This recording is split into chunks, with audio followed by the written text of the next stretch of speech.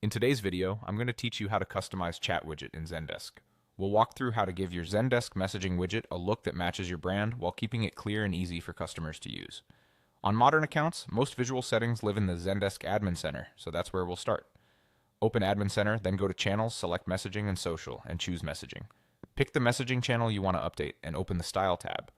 This is your control panel for the widget's appearance. Begin with branding and colors. Set your primary color first.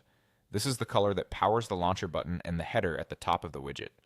Choose a shade that represents your brand and provides strong contrast with any text that appears on top of it. A highly readable header helps customers feel oriented the moment the widget opens. Next, adjust the message and action colors. The message color controls the background of customer message bubbles, while action colors affect buttons and links inside the widget. Aim for combinations that keep text legible and tap targets obvious. If you're using a darker message background, make sure the text is a light color and stands out clearly. If you're going lighter, ensure dark text remains crisp.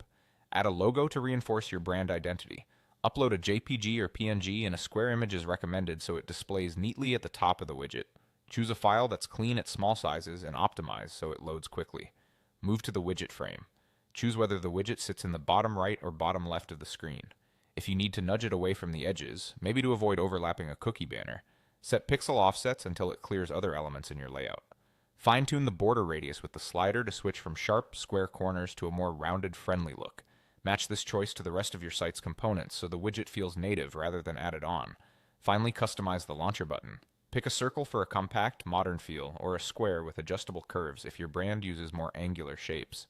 Add a short label text next to the icon, something like "Help," so users instantly understand what happens when they click. You can show this label on desktop and mobile for clarity. That's it.